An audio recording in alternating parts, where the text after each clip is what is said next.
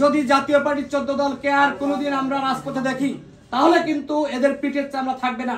নির্বাচন কমিশনকে হুঁশিয়ারি উচ্চারণ করছি, আপনারা জাতীয় পার্টি 14 দলকে যদি সংলাপে ডাকেন সেক্ষেত্রে কিন্তু আমরা আন্দোলন শুরু করব। এবং আওয়ামী লীগের যারা পদ পদবিতে ছিল আমরা নির্বাচন কমিশনের কাছে চিঠি দিয়েছি, বিশেষ করে প্রধান নির্বাচন কমিশনারের সাথে বৈঠক করেছি। যারা আওয়ামী লীগের পদ পদবিতে ছিল তারা কোনোভাবে আগামী নির্বাচনে ডামি মামি স্বতন্ত্র কোনোভাবে নির্বাচনে অংশ নিতে পারবে না।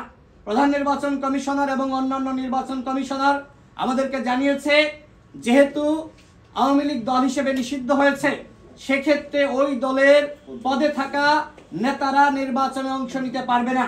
যদি এর ব্যতিক্রম কোনো কিছু আমরা দেখি তাহলে কিন্তু নির্বাচন কমিশনের বিরুদ্ধে আমরা আন্দোলন করব।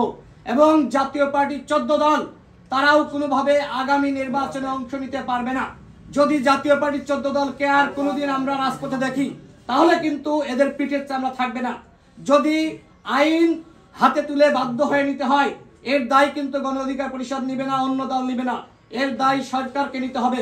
নির্বাচনের আগে অবশ্যই ফ্যাসিবাদের বিরুদ্ধে আমাদের সকলকে সোচ্চার থাকতে হবে, অন্যথায় এই ফ্যাসিবাদ যেভাবে মাথাচাড়া দিয়ে উঠছে অরাজকতা সৃষ্টি করছে তাদের একমাত্র উদ্দেশ্য নির্বাচন বানচাল করা। আমরা গণ অধিকার পরিষদের পক্ষ থেকে প্রত্যেকটা দলের প্রতি আহ্বান রাখতে চাই এই ফ্যাসিবাদের বিরুদ্ধে আপনারা সোচ্চার থাকুন, সকলে নির্বাচনের প্রস্তুতি গ্রহণ করুন। আগামী নির্বাচন ইতিহাসের সেরা নির্বাচন হতে হবে যেটি প্রধান উপদেষ্টা ঘোষণা দিয়েছে।